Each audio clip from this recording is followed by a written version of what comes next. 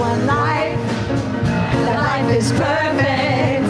That life is my life now. That life is God's life. That life is perfect. That life is my life now. Spirit in me knows the answer now. I surrender all my fears and doubts. There is one life. That life is perfect. That life is my life now. That life is God's life. That life is perfect. That life is my life now. Spirit in me knows the answer now.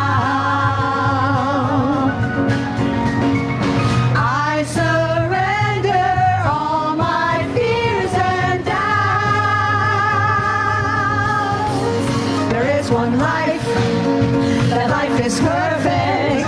That life is my life now. That life is God's life. That life is perfect. That life is my life now. Spirit in me knows the answer now. I surrender all my fears and doubts. There is one life. That life is perfect. That life is my life now. That life is God's life. That life is perfect. That life is my life now. That life is my life now. That life is my life now.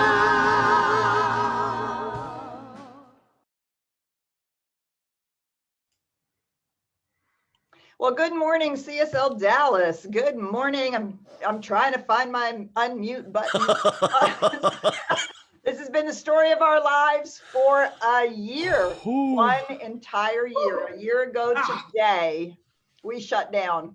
And as you know, we were planning on being reopened in March on this day. And of course, we had the big flood in our Wintergeddon. And so we're still clearing out from that. Thank you for everybody who signed up to be part of our work party this afternoon. We are now starting to move in the direction of rebuilding and refixing everything. So we are truly grateful for that.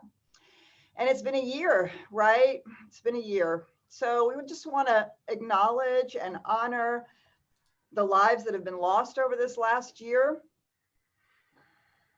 Over 500,000. We are approaching the numbers of the Civil War, the number of lives that were lost in the Civil War, which was, I think, one of the largest experiences of lost lives that the United States has ever had. And so through this pandemic, we are approaching that. The light at the end of the tunnel is definitely happening. So stay safe until then. Don't do anything crazy yet, right? Pay attention, trust the process. The light is at the end of the tunnel and we are moving in that direction. So the light's at the end of the tunnel for us as well as we move towards April.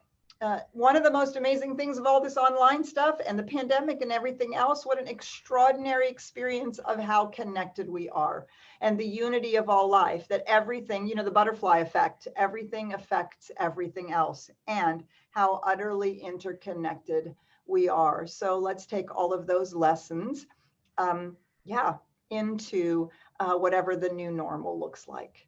CSLDallas is radically inclusive, spiritually progressive, and transforming lives. We have Amy Bishop with us today via video. Karen's going to be doing a fabulous talk. Oscar and I are here to help you. Ryan is in the background. And here we go. We are happy to be here. Yes, we are. We are really happy to be here. And We are so excited, as Oscar was excited last week, to tell you about Easter Sunday celebration. That's the first Sunday, April 4th in April. So it's not far away now. We are planning something very special for our community. It is outside. We will be still masking up and physically distancing. And our theme is Fly Free, Let Your Spirit Soar. And we've got surprises that are going to blow your mind because we're doing it outside. We're having a professional company on the sound and the live stream. So even if you can't make it to our parking lot outside, you can participate online in your home, no matter where you live. And the kids are going to be participating in this Sunday celebration themselves. They get to do some really cool things right there with us. So you do not want to miss this opportunity for us to start coming together. There's no registration. Just show up. Don't be late so you can find a good seat. I love it. We also have a really, really great event on March 20th. It is our drum circle. We're doing it. So this is going to be a family event and also an adults only event. So at 6 p.m. to 6:45, it's kids only.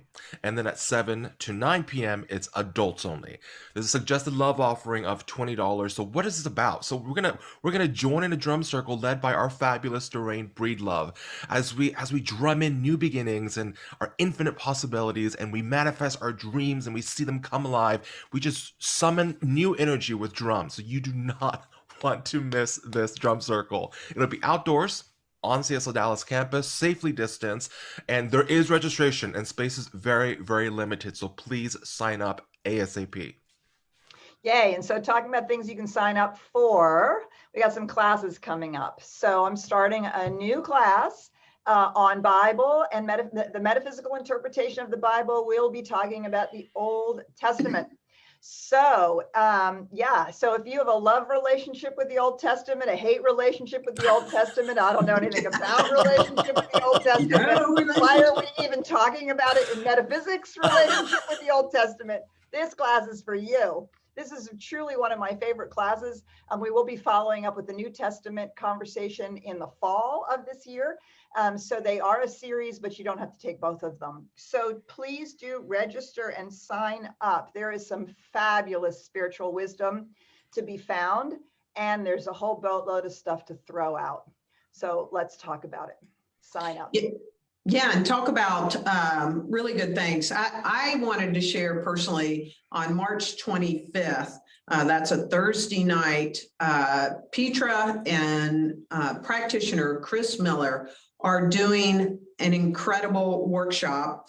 It is called Breaking Habits. And I know the material. I use this to continue to break some of my significant habits in my life. So what habits do you want to break? It's time to break them once and for all, and so that you don't have to keep working on them. Use the spiritual tools that Petra and Chris bring forward, and you want to get in this.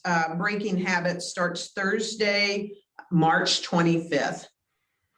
All right, and the last Sunday of the month, we have an introductory offering for those of you who are new to Science of Mind or to CSL Dallas, and that is called Keys to Your Spiritual Path with Reverend Patty and BB Gafour.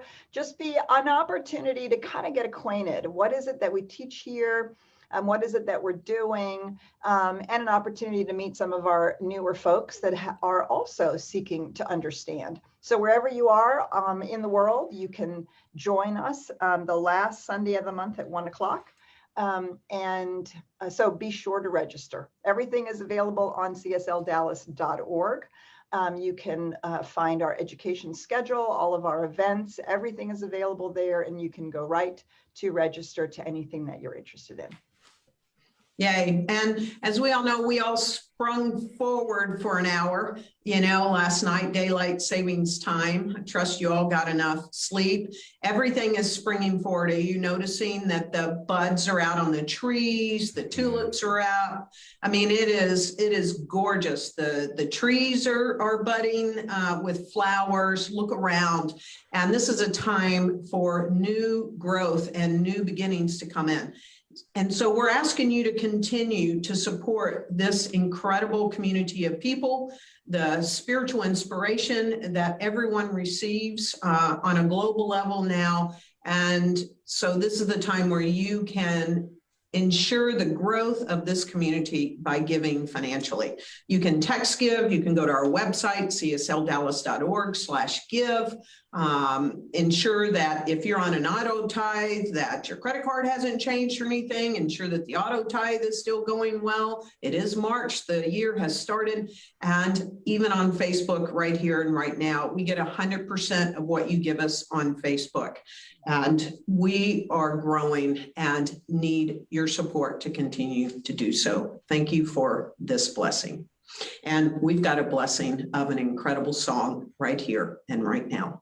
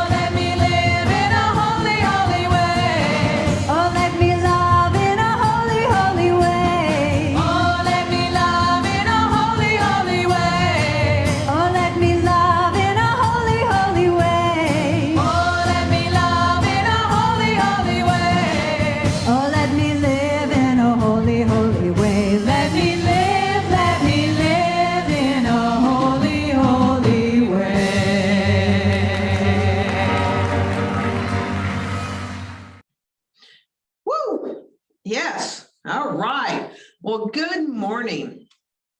I can't see you, but you can see me.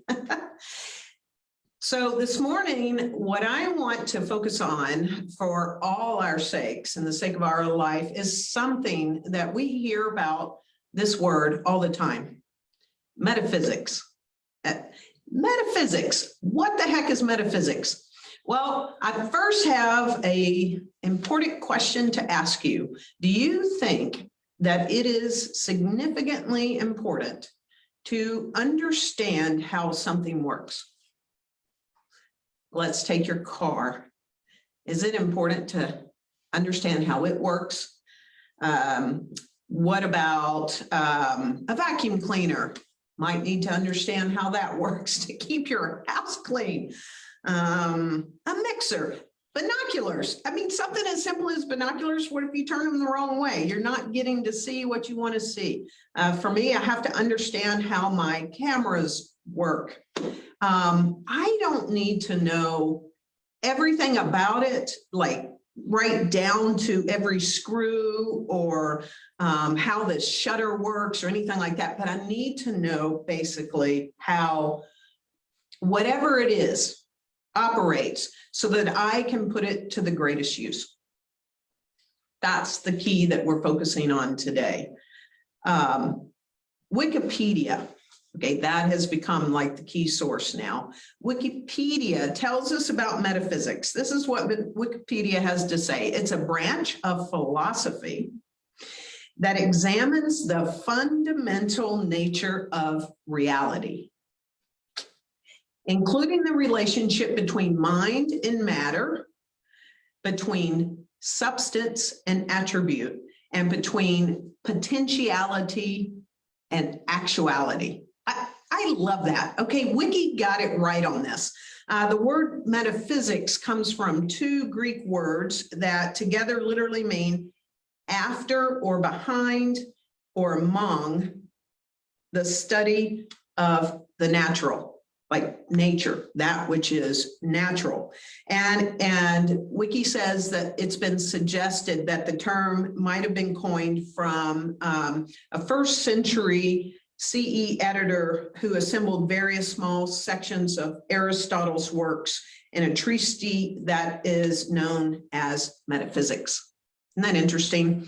So, the fundamental nature of reality. To understand what the fundamental nature of reality is and to understand spiritual law. When each of us understand those two things, we're understanding how life works. Not only our life, but all of life, and we can put it to its greatest use.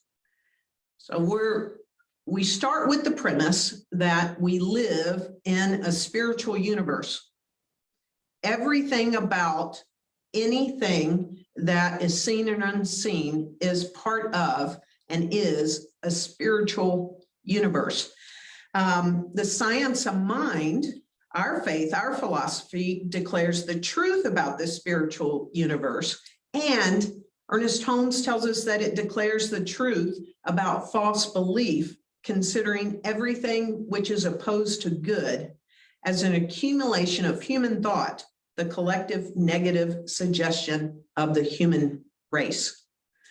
And so there are false beliefs that aren't aligning with things that are not good. I'll talk more about that in a little bit, but it declares the truth that this spiritual universe is all that is in existence. So when each of us have a conscious knowledge of this, then it gives us conscious control with the laws of nature.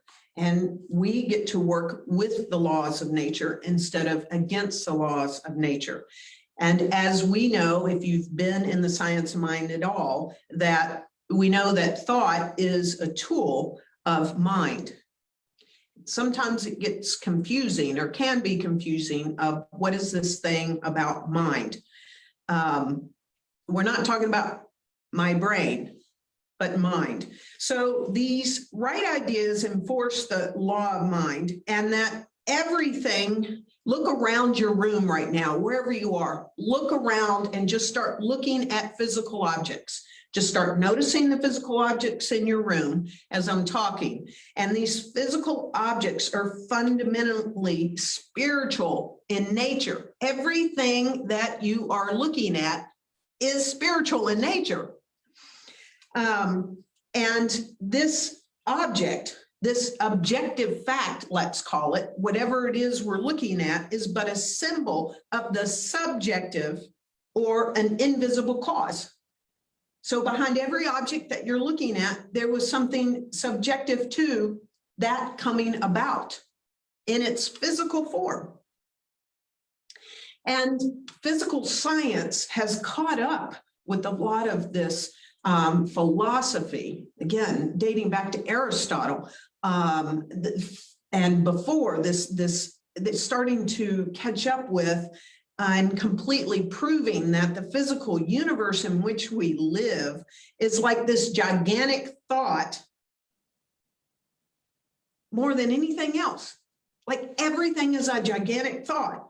And so Ernest Holmes tells us that if the physical universe or the cosmos as a whole is more like a gigantic thought than anything else, then it follows that our immediate world, everything that we each experience in our life, is part of this thought. So we're dealing with the creative power of mind rather than the creative power of our own thinking.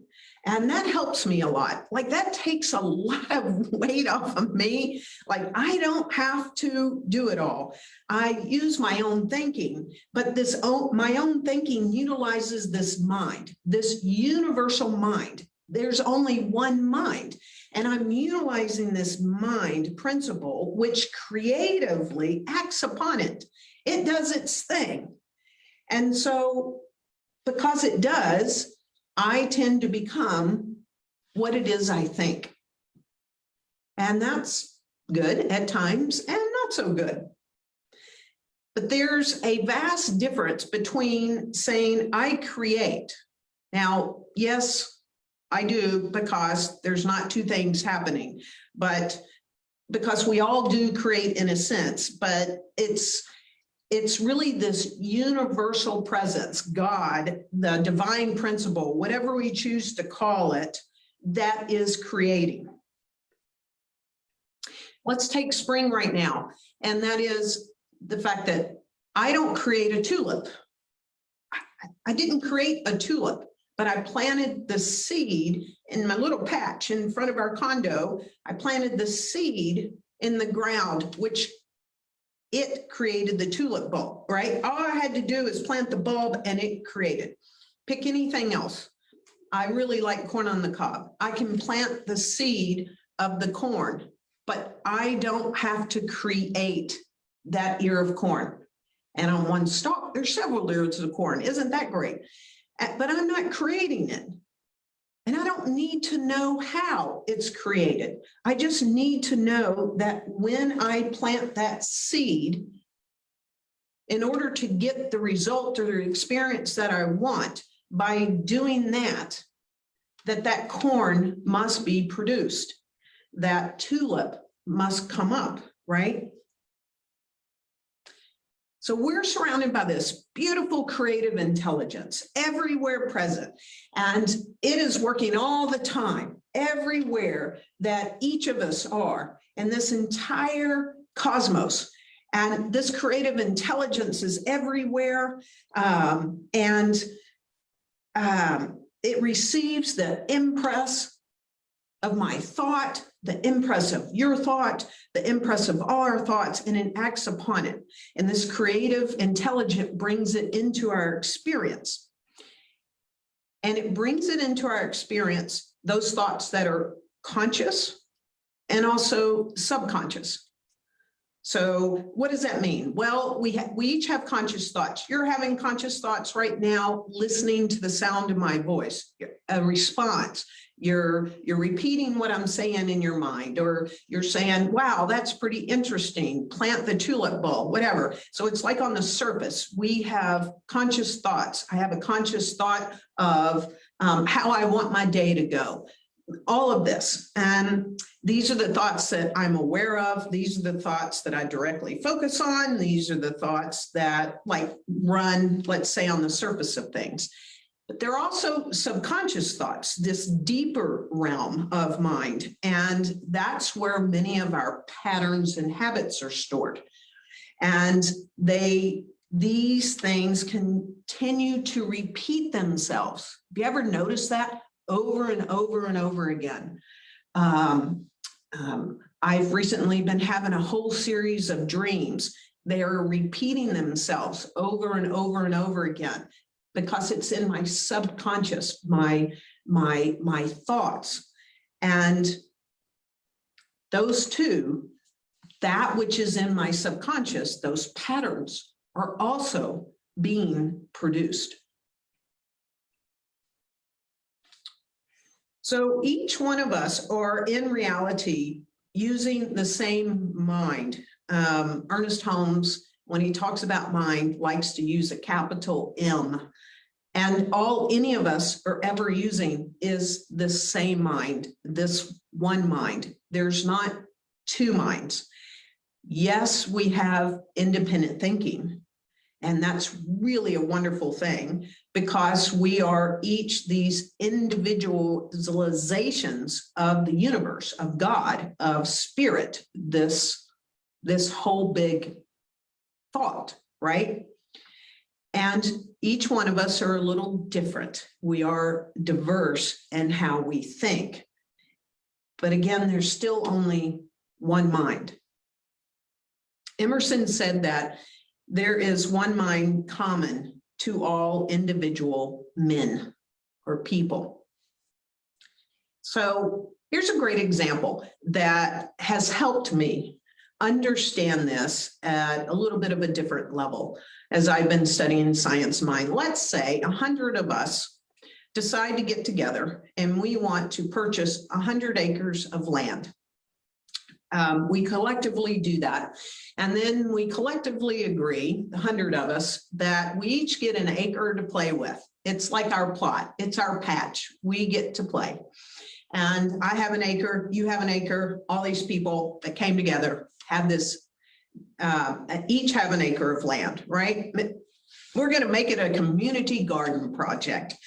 And I'm going to plant my corn for sure, white sweet corn and tulips or whatever. You get it? I'm going to plant what Karen wants to. You're going to plant what you want to. We're going to tend to each of our acres. We don't necessarily coordinate with each other.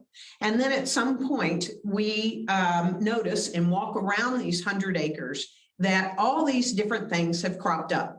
Oh my gosh, in my acre, there's all these things. In your acre, there's different things. And we walk around these 100 acres and it appears that we have individual acres of land. But the truth is, that's the furthest thing from the truth. We took an acre and we tended to it, but there's not 100 different kinds of creative processes in the soil, in these 100 acres. There's only one creative process. And there's only one kind of creative process in the universe at work, and it's common to each and every one of these 100 acres. However, again, we're each individualized people with different tastes and desires. So we're going to plant what we want on our acre, what you like, what I like, etc. But there's not these 100 different acres of land. And that's what most people tend to think. And that's what most people tend to focus on. And that's what most people tend to see, that these are all individual acres, but there's not. And this is exactly the way it is with my subjective mind and your subjective mind. And we tend to think it's my mind, right? Mine, like different. And there's no such thing. Psychologists call it your subjective mind, but each of these acres and their different kinds of plants are moving and having its expression under one principle and under one creative process and not different processes. It just tends to be different ideas that produce different seeds that produce what we see on each of those acres. So that's why we get to have the life that we each have. Every person is a result of his or her thinking. And it's that thinking that is subject to this one creative process, this one principle that is taking place. and it passes into what we call my subjective mind, your subjective mind, but everything is really this universal creativity flowing through everything in each of our own individualized thinking. And this is one of the key principles of our philosophy. Both the conscious mind and the subconscious mind are the big M, mind. And we say that mind, the mind principle, which is universal, is individualized. We just heard there's only one life. That life is my life. And you and I do not have a mind separate from God. We have the mind of God, the mind of spirit, the mind of this universal presence. And that is the true foundation, the nature of reality as we believe in the science of mind. Einstein actually said as one of his last pronouncements, like one of the last things that he said in his life is that there is one law in nature, which is common to all laws. And so there is one law which dominates, governs, controls, synthesizes, unifies, coordinates every known law. And it is this one mind, and it is up to each of us to understand how this works, and it's up to each of us to use it.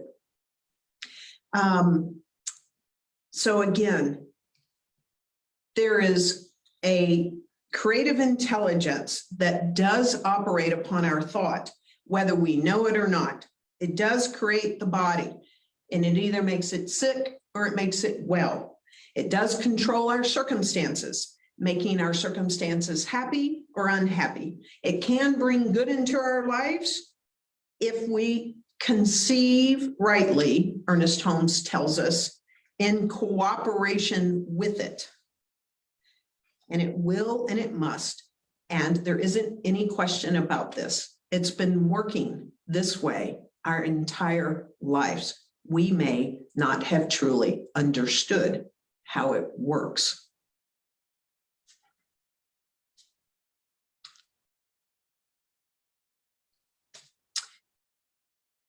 We are using these laws of nature, and we may rely upon them. We may rely upon these principles. In fact, it's the one thing in our life that we can rely on, that is constant, that is consistent, that won't ever leave us in a moment's notice. And it's up to each of us to learn new ways to use them. I've read from this book recently, the Ernest Holmes paper. Many of you have started to read it and bought it. And I truly love this. And to say this in a different way, this is what Ernest Holmes says. I believe the power that makes us sick is the only power that can make us well. The power that impoverishes us is the only thing that can enrich us. If it were not so, the universe would be a dualism, and there would always be an evil contending against the good. And God is one. I am that I am, besides which there is none other. I believe in absolute unity. You and I are using the same mind, the same power. We wouldn't know each other if we weren't using the same mind, but we are individuals in it, and all of it is back of each of us. Just as you and I do not create the watermelon, but may so comply with nature, that one little seed will produce half a dozen watermelon, each with 1,000 seeds in it. There is a principle of multiplicity. So you and I, by conscious cooperation with the laws of mind, reacting to our thinking, can and will and must and do bring good or ill into our lives. when we know truly how this works and puts it into use, we each can expect seeming miracles. I love this song, this rendition from Amy Bishop. She's going to sing The Age of Miracles.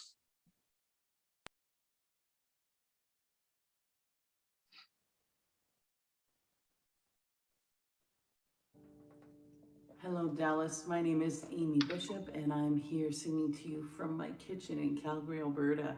I'm going to sing a song by Mary Chapin Carpenter called Age of Miracles.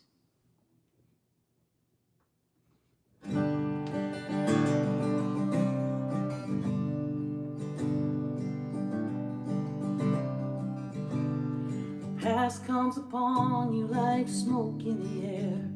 You can smell it and find yourself gone to a place where you live without worry or care. Isn't that where we all once came from? Green leaves and tall trees and stars overhead, and the sound of the world through the screen. Now you sleep with the covers pulled over your head, and you never remember to dream. Think you're just standing still. One day you'll get up that hill. In the age of miracles, there's one on the way. Greenland is melting, the West is on fire, but don't you ever stop praying for rain. It's a curious place between hope and desire. Different gods, but the prayer is the same. 1,000-year storms seem to form on the breeze, drowning all living things in their paths. When a tiny old town finds itself underneath, we're all once again trapped in the past. It seems we're just standing still. One day we'll get up that hill. In the age of miracles, there's one on the way.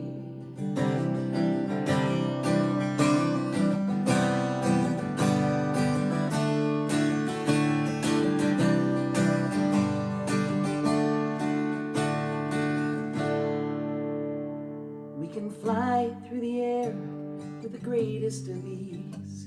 We can land in the dust of the moon. We can transform our lives with the tap of the keys. Still we can't shake this feeling of doom. But I woke to find monks pouring into the street, marching thousands strong into the rain. Well, if courage comes dressed in red robes and bare feet, I will never be fearful again. 'Cause if I'm just standing still, one day I'll get up that hill. In the age of miracles, there's one on the way.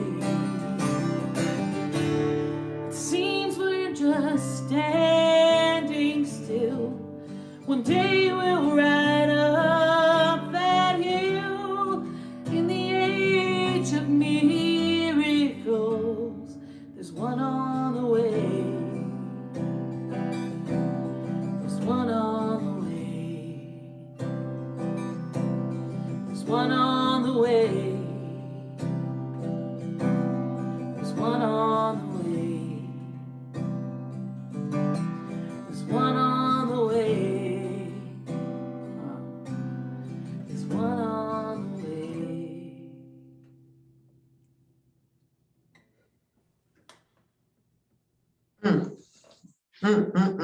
Thank you, Amy Bishop. Yes, there are miracles on the way. Metaphysics, again, the truth about the nature of reality. And we do our best to share the truth. And the truth is there is absolutely the creative power of our own thought at work at all times. And we teach this beautiful spiritual technology in which we can demonstrate through spiritual mind treatment, affirmative prayer. And one of the things to note about this is, and it's a key thing that Ernest Holmes will talk about only in a few places. But he shares that it depends, the success of spiritual mind treatment depends entirely on us each knowing that we do not put anything in. We actually take out. He says, and I love this quote, all nature conspires to produce and manifest the freedom of the individual, that it may unloose its own energy. So I'm just going to stop and like imagine this thing, this spiritual entity, whatever we choose to call it, this universal presence that all is that it is. It wants to unloose its own energy, not let it be contained. It just wants to unabashedly give to itself. And we have that freedom where we are that place where this energy is let loose. He says, we may be sure God is for us. This thing must act in accordance with definite law in the universe. And this law says that whenever and wherever there is an adequate subjective image which does not contradict the nature of the universe, that image will not only tend to take form, but will take form and will manifest. So I was with this. What does he mean by does not contradict the nature of the universe? Well, the nature of the universe is good. The nature of the universe, this principle of life, is for more life. That's the nature of the universe. So this principle of life cannot produce death without destroying itself. So if there's a will of God, or say the will of life itself, it has to be for more life. Everything then tends to be in alignment with this expansion and this multiplication, like the watermelon seeds, this multiplication in the divine plan. And everything that expresses life without harm or hurt is in alignment with the nature of the universe. So anything that enables us to express a greater life or happiness or joy or creativity, beauty, whatever it is, we can pull it out as long as it does no harm to anything or anyone. So anything within one's own self-expression or experiences at the expense of society or other individuals or other living things defeats the purpose of freedom. And that is each of our divine birthright. And because of all of this, back of everything is unity. It's only one thing. That's the way the nature of reality is. He also talked about in that quote, adequate subjective form. What is that, to have an adequate subjective form? When we have it, it must be produced. Well, we each, and only each of us can do this for ourselves or for the collective. We each must have a strong picture, like this mental concept, really strong, of what it is we desire. And we must hold that mental equivalent of what it is, regardless of the situations, circumstances that come about, until it is mirrored back. We must hold that. That means we cannot make affirmations for 15 minutes. And then for the rest of the day, for 23 hours and 45 minutes, deny the thing that we have affirmed and obtain the results that we seek. You understand what I'm saying? I have to constantly work at this. So we have to hold what it is we desire. And it's sort of like if we go back to this 100 acres in my acre, it's like I plant the corn and I plant the tulips and I plant what I want and they start to sprout. And then what do? I just start pulling them up. I negate it, I pull them up with the thoughts that are not like that. So every time if a thought does that, I must plant again, right there, and not let those negating thoughts continue to grow. When in this law of life, we mentally affirm and become at the same time inwardly aware. That inward awareness is that mental picture. What is it? What does it feel like? What emotion would that be? What does all of my senses that I can have come alive? As I'm inwardly aware, this is here, this is here, this is here. I hold that mental picture, and then life produces it.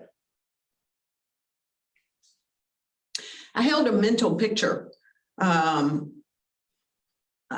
maybe before I hit 20, I don't know, but certainly in my early 20s, I held a mental picture that I knew that one of the things that I came here to experience in this lifetime was to find my soulmate. And I held a mental picture of that. I really knew that that was one of the key things in my life, to find my soulmate. Perhaps I had one in other lives, but this one, find it. And I held that mental picture. I held that mental picture even while I was in relationships. And I just kept holding that mental picture. Now, that didn't come about until I was 49 in unexpected ways, but it came about because I held that mental picture inwardly. I knew what it was, and I'm so grateful. I held a mental picture of going to South Africa and to see the Big Five and all of this in Africa. A year ago, literally a year ago, I was to get on an airplane with a group of people from this community and do that sacred travel.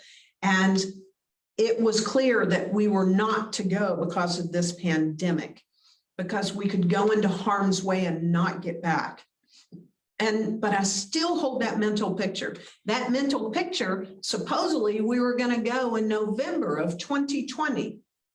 Wasn't the right time. Keep holding the mental picture. Then it was like, well, we're going to go in March of 2021. Nope, we didn't go. I'm still holding that mental picture. Everything about it is I'm going to Africa with people that I know and love and experience this. And that will take place in November 2021.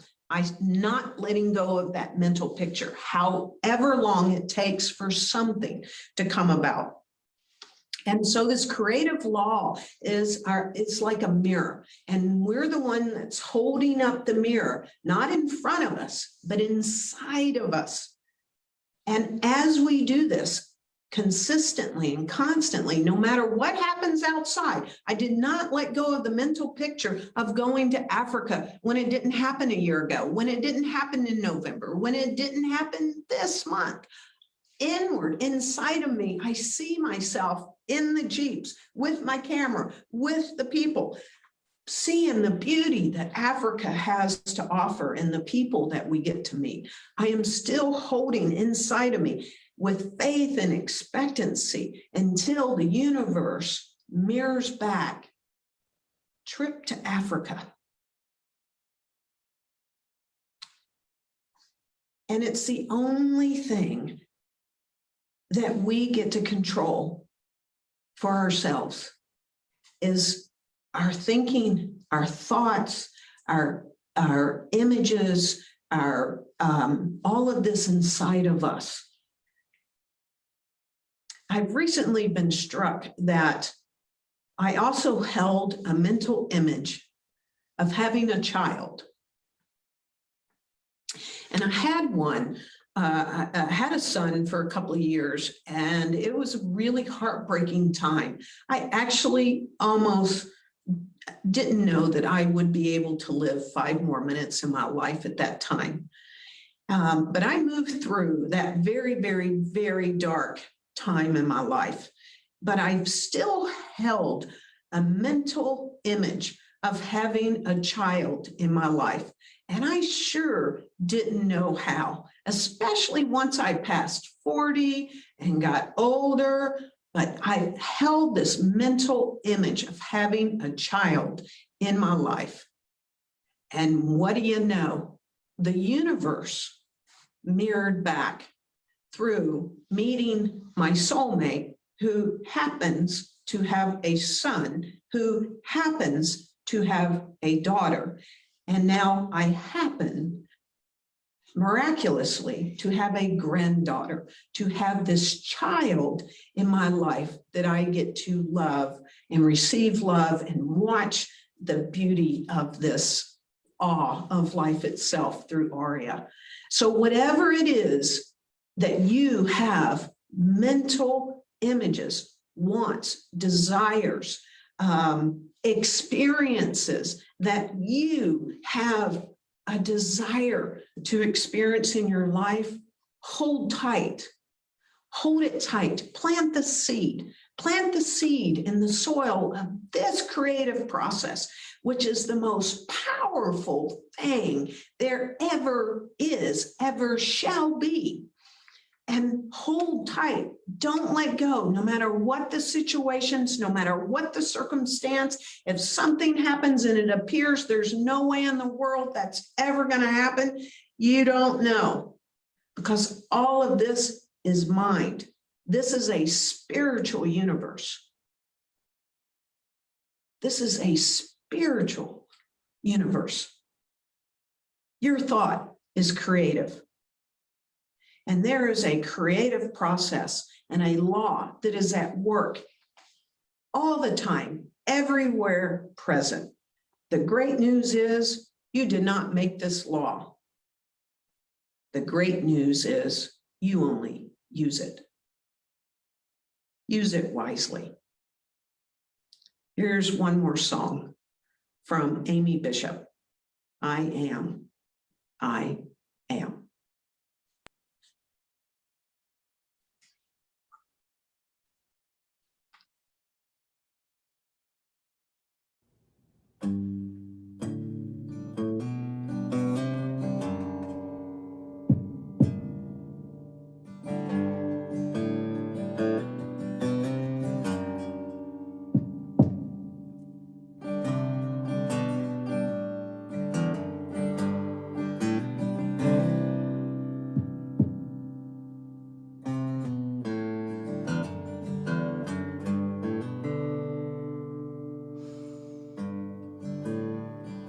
Closer than a heartbeat,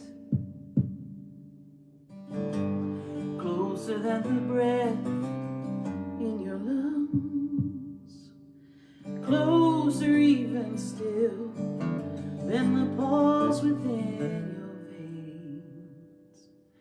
I am, I am, I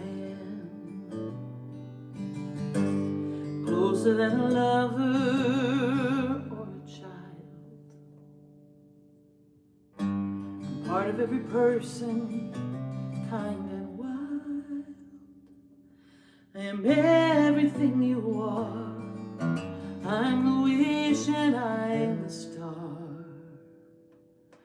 I am, I am, I am. I'm the oak that's climbing skyward. I'm a dandelion to see. Every broken heart, every good deed, every kind word spoken, every tear that's cried. I'm that little whisper that won't be denied.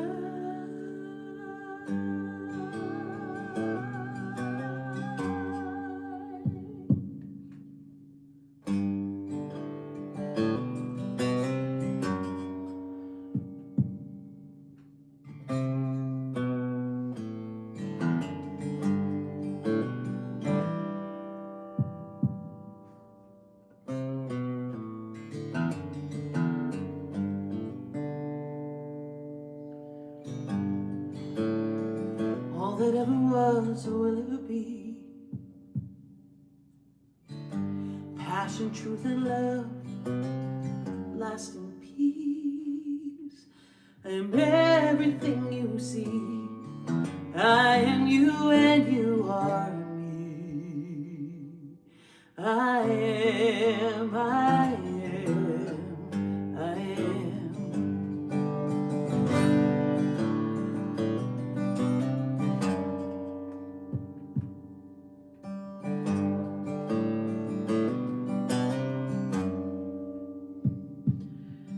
I am spirit, the one mind. I am laughter, I'm divine. I am, I am, I am.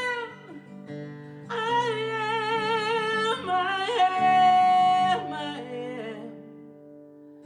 I am, I am.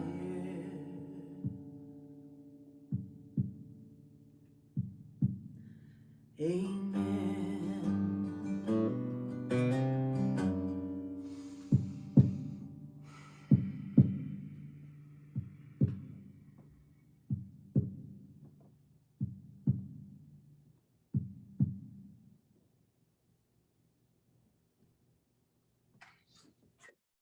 So I'm going to invite you. I'm just filled up right here and right now with so much gratitude for knowing the nature of reality. I invite you to bring things into your mind and your heart that allow you to feel gratitude that you are sitting right here in this moment of your life.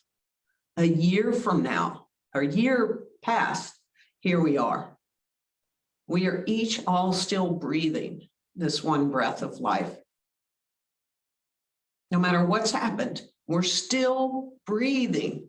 We are alive in this beautiful oceanic substance of this energy of life itself. So bring this gratitude to the forefront right here and right now. And so there is a recognition that there is one life, one power, one infinite expression of the divine, that which is all that there is. It is a creative intelligence. It is the thing itself. It is God. It is spirit. It is the universal presence. It is the all in all. It is this one infinite mind of life itself. That which unabashedly gives to itself so fully, so freely, so exquisitely, so that all of life outpictures for the sake of the experience of itself, as itself, by itself, and through itself. And this one life, this creative energy, this creative force is that which is infinite intelligence, that which is wholeness, that which is joy, that which is boundless love, that which is the abundance of all things seen and unseen. It is an ever evolving, ever expanding, creative presence of life. And as I know that this one life is this, I know that I am that I am. I am this individualized expression that is the very life itself expressed as me. And as I know this to be the truth of my life, I absolutely know this to be the truth of every single person's life within the sound of this voice and life expressing right now, breathing in this moment. And so I speak the word for each of us. I speak the word and absolutely declare and claim that we each know how the nature of reality works, that the creative thinking, the creative life force itself is the very thinking and the force in which we are, and that this creative intelligence is always present, always available, always ready to bring forth that which we plant in it so that we get to experience happiness, joy, creativity, beauty, abundance, wholeness. Everything that we desire is ours in this moment, through this creative process, through the way that life works, by affirming, by holding, by declaring, by claiming, by knowing that which we each desire, both individually and collectively. And so there is more love, more joy, more creativity, more beauty, more consciousness, more unity, more boundless love that we are evolving in our own individualized expressions and collectively, that we each let go of any false belief that anything outside of us is a condition that cannot be moved, changed, formed, or redone. That in this moment, we are born anew with new thoughts, new awarenesses, new expressions and experiences. That none of us are bound by any mistake where we've missed the mark. And we use this creative process wisely to its fullest extent, to its highest hope, to our greatest experience. And so I release these words into the universal law, knowing that it must produce right here and right now. How grateful I am to know that this is how it works, that this is the truth of life itself. This reality. I let them loose, these words. Hold fast with great expectancy that they must be here, right now. And so it is. And so it is. Thank you so much, Karen and Amy Bishop. I feel utterly inspired, completely re-enrolled. That was really awesome. And I am grateful for the reminder, right? That's why we get together on a Sunday morning, is for the reminders of truth and for the inspiration and encouragement to live it in our own lives. If you need a little more of that inspiration and encouragement, please know that immediately following the celebration, you can hop over into the practitioner's Zoom room, and they're there to help coach you and support you and do spiritual mind treatment for you in this deep knowing about truth. We also have a fellowship time you can jump into at this point as well. And that's an opportunity for you just to hang out with some community members as if you were here on campus, grab a cup of coffee, share what's going on in your life, share what's anything that was inspired you about today's talk. It's just an opportunity to connect until we're able to be together again in our on campus, and of course, all the ways in which we virtually connect. So we look forward to seeing you on Easter and all in classes and all the different ways that we can engage with you over the next few days and weeks. I want to give a huge shout out to Karen. She is in fact in the studio all by herself. So please send her lots of love. You have no idea how challenging that is. And a huge thank you to Oscar for being with us, and for Ryan Brown, as always, for making it effortless for us to bring you the Science of Mind from CSLDallas. Yeah, so lots of love to each and every one of you. We look forward to seeing you soon online and eventually on campus. Have a beautiful and blessed day. Bye for now.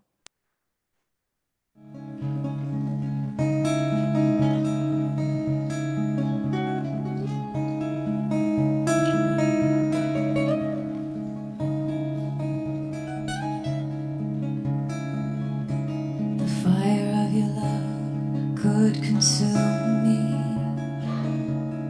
please consume me in the fire of your love. The fire of your love could consume me, please consume me in the fire of your love.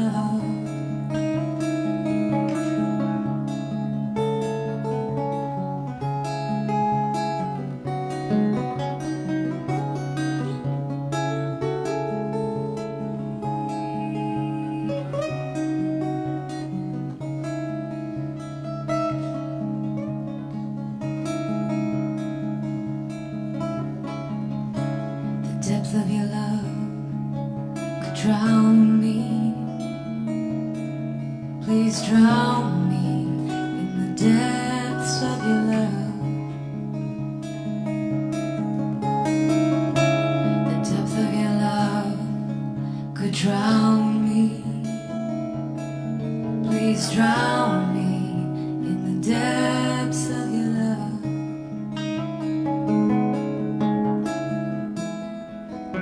I'm falling into grace,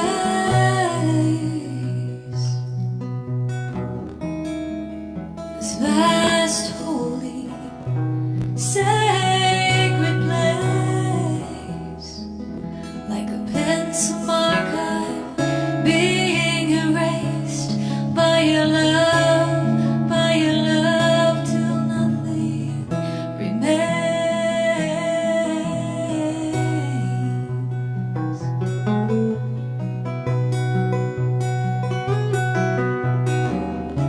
The grace of your love transforms me. Please transform me through the grace of your love. The grace of your love transforms me. Please transform me through the grace of your love.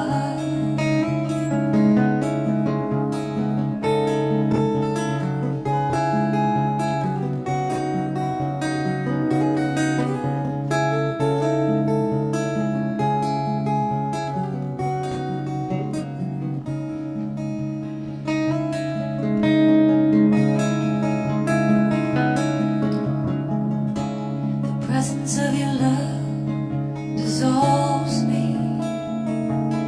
Please dissolve me in the presence of your love. The presence of your love dissolves me. Please dissolve